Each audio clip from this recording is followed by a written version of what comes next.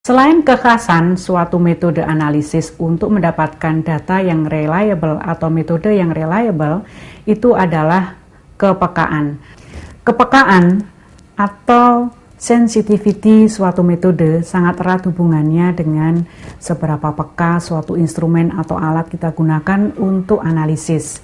Alat tertentu mempunyai sensitivitas yang berbeda-beda, sehingga suatu alat yang digunakan untuk suatu metode tertentu biasanya akan mendapatkan data yang berbeda.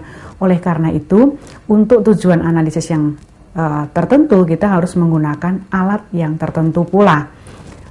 Oleh karena itu, selain tadi kita sudah sebut ada ketepatan, ketelitian, kekhasan, kepekaan metode itu berhubungan dengan reliability suatu metode analisis.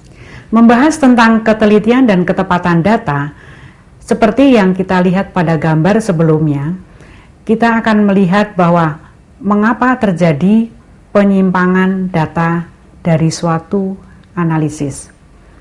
Penyimpangan ini bisa disebabkan karena dua kesalahan, yaitu kesalahan acak atau kesalahan sistemik.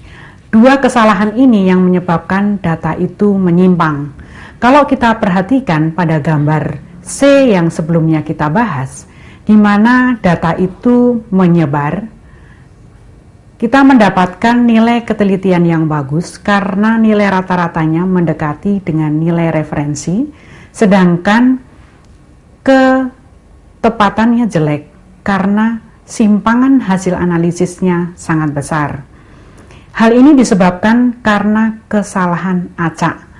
Kesalahan ini bisa berasal karena analisis itu diulang beberapa kali pada sampel yang sama dengan menghasilkan data yang menyimpang satu sama lain tersebar di sekitar hasil atau nilai rata-ratanya.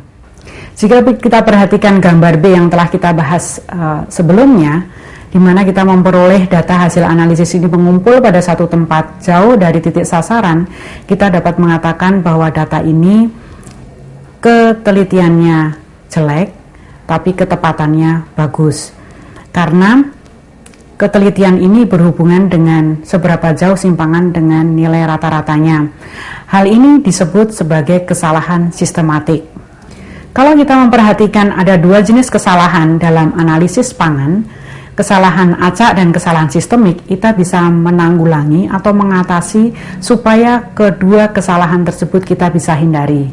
Untuk menghindari kesalahan acak, di mana kesalahan acak ini biasanya disebabkan oleh tingkat keterampilan dari analis, kita bisa melatih analis tersebut dengan baik sehingga mereka bisa melakukan analisis dengan baik, terampil sehingga data yang kita peroleh itu mengumpul pada satu tempat. Untuk kesalahan sistemik, ini biasanya disebabkan oleh banyak hal berhubungan dengan metode yang kita lakukan.